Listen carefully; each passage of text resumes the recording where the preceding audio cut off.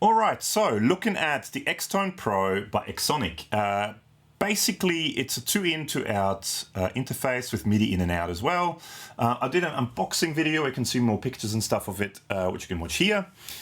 Big thank you to the awesome people at XSonic for sending this out, and there'll be more videos with this coming because it's only just sort of scratched the surface. It's massive, this whole iOS thing. Hence the title of this video.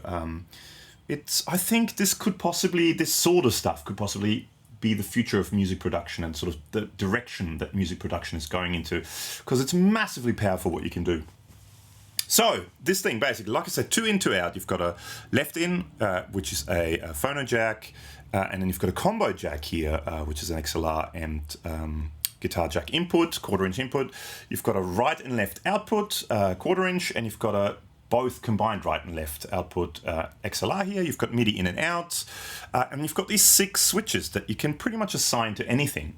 Now, for this track you just heard before, which hopefully you liked, what I did was basically I have my guitar plugged into input left, and then out of output left, I'm going into the Hughes & Kettner Tubemeister Deluxe 20, and output right goes directly into my Audient ID44 interface. Now, for this track, and just to sort of give a bit of information on how the whole thing works, right?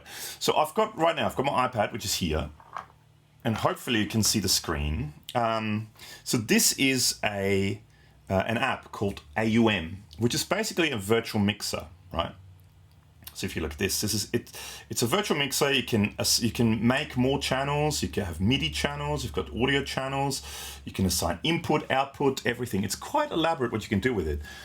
You can have mix buses and all that sort of stuff. You can send things to. It's quite in depth, and I really like it. I think it's really good. Now, the way I've got it running basically. So I have this first channel here, right? So hardware input. XTone left, so that's the input left, which is my guitar is plugged into. That goes into this channel, and then through these things, which is one of them is an overdrive and one of them is a reverb, and then it goes to the output, which I've assigned to output left. So that's a guitar. So if we listen to this, for example, right, that is, let's turn these things off. Come on. So this is my guitar just going now straight into the amp.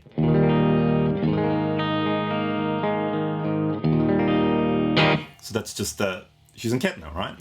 So now I wanted to add a little bit of overdrive. So I added this DC9 tube screamerish overdrive.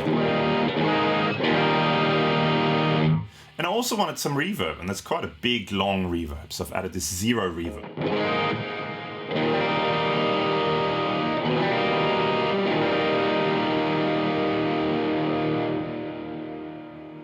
But I wanted it to be a much dirtier sound. So what I then also did, the second channel here, I also got input left. So this is also my guitar, but this now is going to XTone output right, which is going straight to my interface. So if I solo this now, so this is just my guitar going directly into the interface. But to give it a really dirty sound, I've got this eventide mangled verb. So it's just a direct guitar signal into that.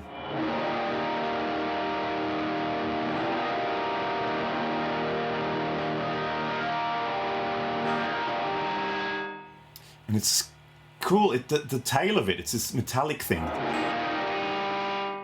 It's a now, if you combine the two, so this is now both channels. So this is my amp and the direct signal.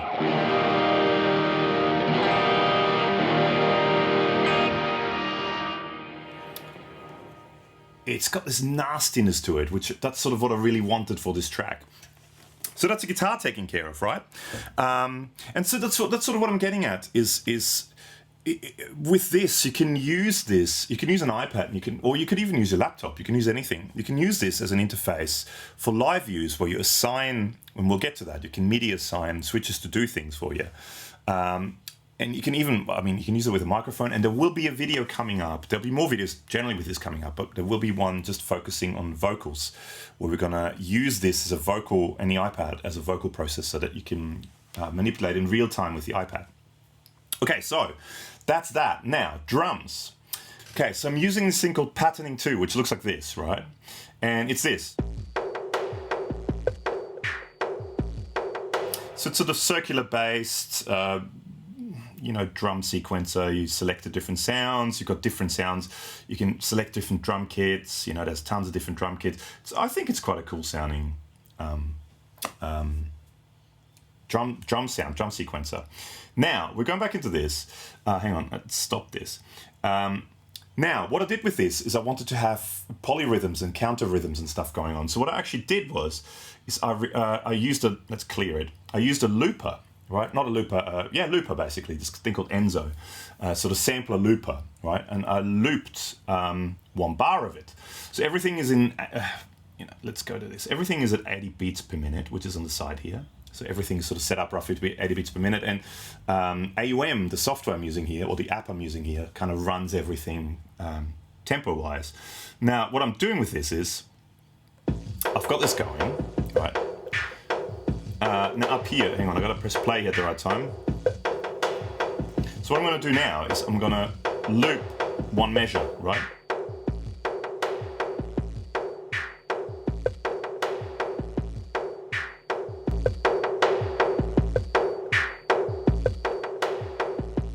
So I can turn it off. That's looped now, yeah? Now I can go to different drum beats and I have to press play at the right time, which I didn't then.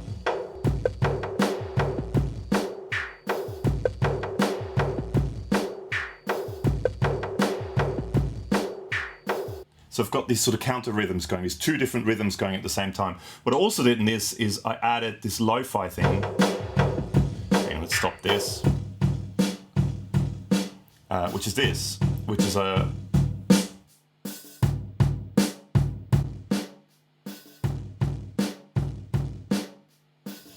it's like a tape emulation thing, like a cassette emulation thing, lo-fi tape emulation thing. What is it called? Wood lo-fi. It's pretty cool. So you can do tape warble and all that. So it creates a little bit of movement and all this sort of stuff. Then I also have down here, I have these sequences going, right? So these things, it's called Atom, which is piano roll basically, which is just like a step sequencer type thing. So here, this is my bass line, right? I just got to turn it on. Now the thing what I actually did with this is I actually assign it to this button. So we're using this button. I can actually turn it off. You have to double tap it, which I'm not sure if I'm doing something wrong, but anyway, that's it. And then I have a second bass line, which, so that's now gonna be a while, because it's gonna wait till the end of the pattern. Anyway, it'll come on in a second. Then I also have this going, which is already going at the moment as well, and I just muted that channel.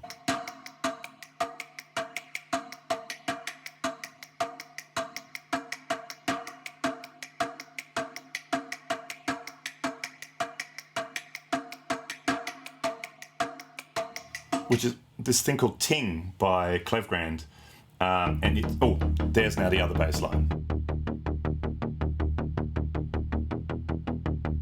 which changes keys and stuff like that. And I can call them in and out with this button. Now, what I can also do is I can turn the drums on and off with this.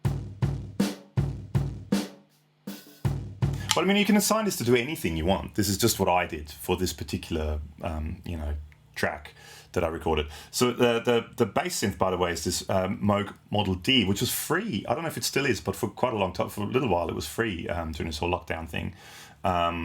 Great synth. Then I also at the there's actually another thing. So there's this EG Pulse.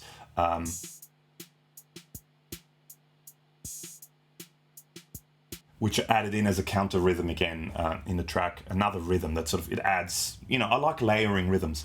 And then the other thing I also did was, everything is hooked up to this, so this basically is the central hub. I've got this little keyboard hooked up to it.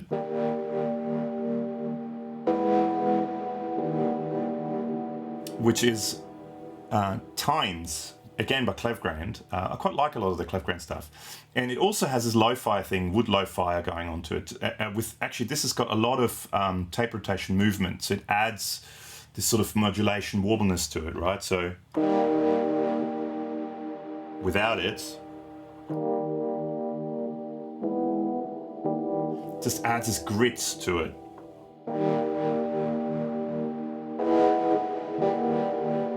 And also this really long reverb, right? So without it, it's basically that.